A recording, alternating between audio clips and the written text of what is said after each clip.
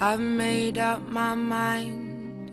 Don't need to think it over. If I'm wrong, I am right. Don't need to look no further. This ain't last. I know. Bonjour tout le monde. Donc voilà, on se retrouve pour une nouvelle vidéo en histoire. Donc dans ma vidéo précédente et dans mes vidéos précédentes aussi, je vous avais parlé de la vie difficile, même très difficile, des paysans. Et donc là, dans mes prochaines vidéos, vous verrez très certainement bientôt, et dans cette vidéo que vous êtes en train de regarder en ce moment, je vous parle et je vous parlerai de la vie des seigneurs, donc de la noblesse et des chevaliers. Donc, dans cette vidéo, je vais vous parler d'une catégorie sociale supérieure aux autres. Donc, il y a quelque chose qui est super important à retenir, c'est que la société du Moyen-Âge, on va l'appeler la société médiévale. C'est un mot médiéval, la société médiévale, un groupe de mots qui est hyper important et qu'il faut vraiment retenir car vous le verrez très souvent. Donc les trois ordres, je rappelle, c'est le tiers-état, la noblesse et le clergé. Donc j'avais fait une petite pyramide dans une de mes vidéos où j'expliquais tout sur ces trois ordres, donc leur étymologie, etc. Donc vous pouvez retrouver cette vidéo juste ici. Donc les trois ordres qui constituent la société médiévale, donc la société du Moyen-Âge, sont hiérarchisés. Donc la noblesse, on l'appelle aussi l'aristocratie. Donc l'aristocratie ou la noblesse et le clergé, comme vous voyez, ce sont des ordres qui sont vraiment dominants.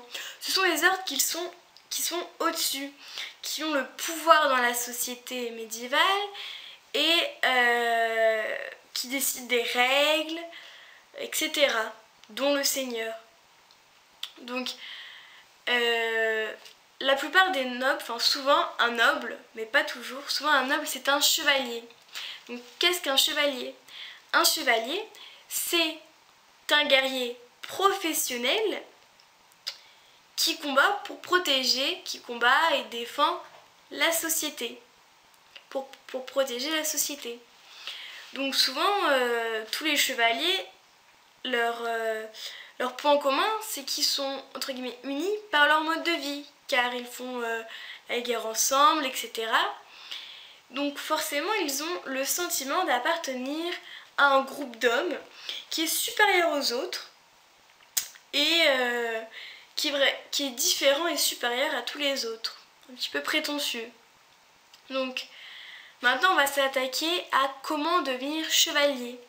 Donc déjà, pour être chevalier, il faut naître dans une famille de chevaliers. Donc, son père soit chevalier, etc. Ensuite, il faut recevoir une éducation très sportive et très militaire. Donc, l'enfance n'est pas très douce si on veut devenir chevalier. Et ensuite, après avoir été page, puis écuyer, le jeune homme ou l'homme va pouvoir devenir chevalier par une cérémonie. Donc ça s'appelle la cérémonie de l'adoubement. Pareil, c'est un mot hyper important qu'il faut vraiment que vous reteniez car c'est un mot fondamental pour le thème devenir chevalier. Donc comment se passe la cérémonie de l'adoubement? C'est très simple. Ça va se passer avec le seigneur. On va être dans une pièce. Le jeune homme qui va devenir chevalier se met sur ses genoux. Le seigneur va venir, va lui faire déjà l'accolade. Ensuite, tous les hommes qui sont autour vont donner au seigneur une épée. Donc bien sûr, le seigneur, sans faire mal au jeune homme, va venir lui faire un signe de croix, comme ça, sur les épaules. Voilà, mais sans lui faire mal, sans lui trancher l'épaule, hein, bien sûr, hein, sinon ce serait pas super drôle. Et à partir de ce moment-là, il va devenir chevalier. Donc ensuite, le seigneur va dire un peu au chevalier tous ses devoirs, tout ce qu'il va devoir faire en étant chevalier. Donc je vais vous donner quelques exemples. Par exemple, si vous êtes en guerre ou dans un combat, et que quelqu'un est vraiment très blessé et à terre, il est presque en train de mourir, et que vous lui demandez, et qu'il vous demande est-ce que la vie sauve, le chevalier est obligé de la lui laisser. Il doit l'épargner. C'est comme ça. S'il va bientôt mourir, il doit l'épargner. Voilà. Ensuite, si le chevalier tout au long de sa vie croise des gens en détresse qui ont besoin d'aide, etc., il a dans sa capacité, il doit les aider. Voilà, toutes les personnes en détresse, il doit les aider. Donc il est quand même assez généreux. Enfin, le chevalier est parfait parce que tous les chevaliers ne sont pas très généreux, n'aident pas tout le monde. Voilà, ils n'ont pas beau. Tous les chevaliers ne sont pas si gentils que ça. Voilà. Et puis, ça me semble tout. Donc, l'idéal chevaleresque. On va parler de ce mot. C'est un mot un peu compliqué. En fait, l'idéal chevaleresque, c'est l'idéal du chevalier.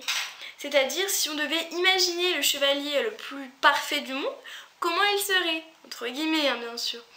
Ça s'appelle l'idéal chevaleresque. L'idéal du chevalier. Donc, les chevaliers, ils adoptent un idéal fondé sur quoi? Le courage, la loyauté, la générosité, comme vous l'avez vu dans tous leurs devoirs précédents. Donc, leur troisième devoir, c'est qu'ils doivent forcément défendre l'Église, protéger les plus faibles ou les malades, ceux qui prient, ceux qui travaillent, etc. Ils doivent protéger la société. Voilà. Donc, j'espère que cette vidéo vous a plu, qu'elle n'a pas été trop longue, que vous avez tout compris sur les chevaliers maintenant, j'espère. Donc dans ma vidéo prochaine, je vous parlerai des activités du seigneur et du chevalier. Voilà, donc on parlera un peu de la guerre, de leurs loisirs aussi, de la chasse, etc. Et dans une vidéo prochaine, j'essaierai de faire une petite vidéo bonus sur quelles sont les armes et la tenue du chevalier. Voilà, j'espère que cette vidéo vous a plu. Je vous dis à très bientôt et révisez bien. Salut!